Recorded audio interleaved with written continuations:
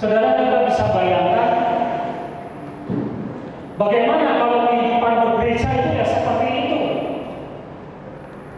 Ketika ada satu bagian yang sedang kekurangan dan membutuhkan sesuatu, lalu kemudian yang lain tidak peduli, pura-pura tidak tahu, menganggap ini bukan tugasnya, bukan pekerjaannya, lalu mengatakan biar orang lain saja yang melakukan sesuatu. Tidak ada yang tergerak untuk melakukan sesuatu, tidak ada yang bergerak untuk membantu, malas, tidak peduli, masa bodoh. Apa akibatnya yang akan terjadi? Satu gereja yang rugi. Semua akan mengalami kerugian. Semua akan merasakan dampaknya ketika ada satu bagian yang membutuhkan, tetapi yang lain tidak betul-betul mau membantunya. Saudara, firman Tuhan menggambarkan kehidupan kita sebagai gereja begitu indah sekali. Dikatakan gereja itu bukan perorangan ya, tapi gereja itu artinya siapa? Kita bersama. Di sini disebut sebagai tubuhnya Kristus.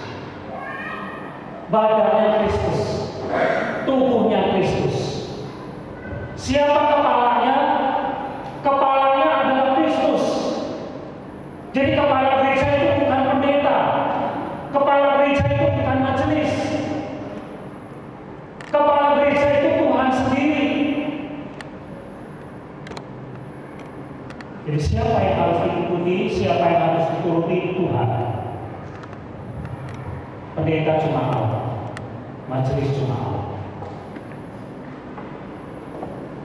Kepala gereja itu Tuhan, bukan yang lain, bukan orang-orang tertentu, tapi Tuhan sendiri. Kemudian yang kedua, catatan dari firman Tuhan tadi bahwa kita semua terikat menjadi satu dan masing-masing berada di tempatnya sesuai dengan kehendak Tuhan. Ada yang jadi mata, ya ditaruh di sini.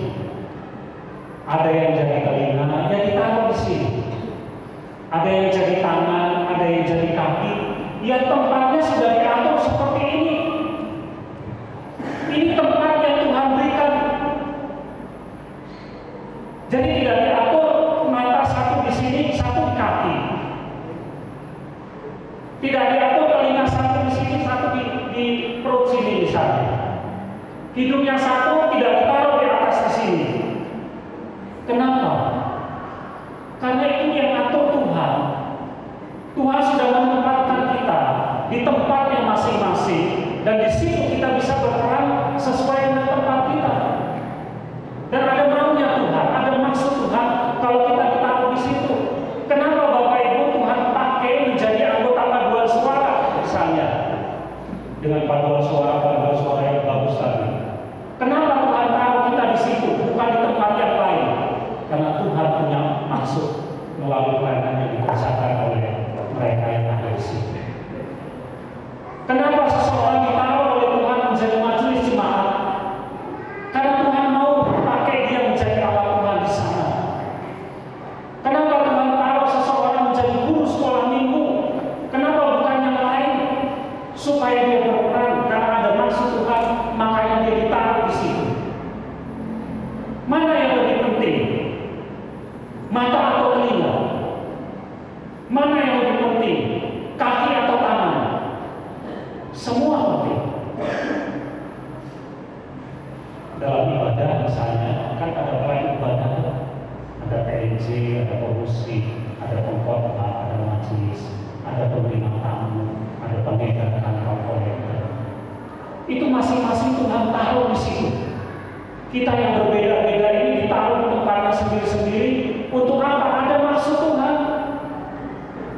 Mana yang penting? Semua penting. Tidak ada yang lebih daripada yang lain. Semua sama, semua berharga di mata Tuhan. Kenapa? Karena Tuhan punya rencana, makanya kita ditaruh di sini. Kemudian yang ketiga, tidak bisa melakukan segala sesuatu sendiri.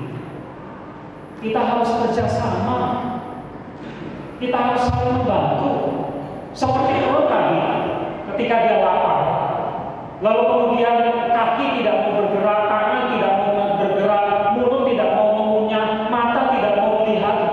Apa yang akan terjadi? Perut tidak akan kenyang, dan dampaknya adalah kita semua yang rugi. Jadi, ya harus kerjasama. Gereja itu urusannya banyak sekali. Tidak mungkin gereja itu diurus oleh satu orang. Apalagi kalau diurus oleh pendeta, ya. Semua urusan gereja itu yang urus pendeta. Nanti cepat stroke pendeta. Masih mau sudah mati, tidak panjang umur. Harus ada yang ikut mengambil bagian, harus ada yang inisiatif. Kita harus kerjasama. Kalau ada sesuatu di bagian tertentu yang membutuhkan, ya mari kita sama-sama kerjakan.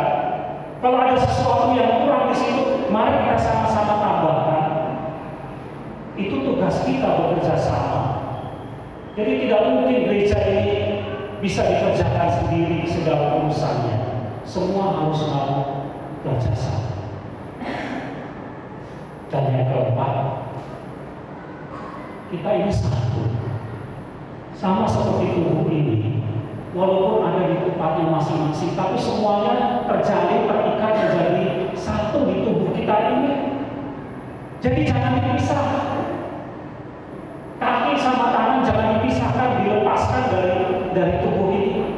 Mata jangan dilepaskan, jangan dikeluarkan.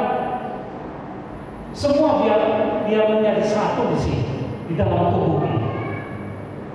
Sebab ketika kita dipisah-pisah atau kita memisahkan diri, maka kemungkinannya adalah kita mati atau kita cacat. Jadi kalau ada yang keluar, ada yang memisahkan diri, atau ada yang dipisahkan, yang akan terjadi adalah mati dan cacat. Jadi kita tidak boleh dipisahkan.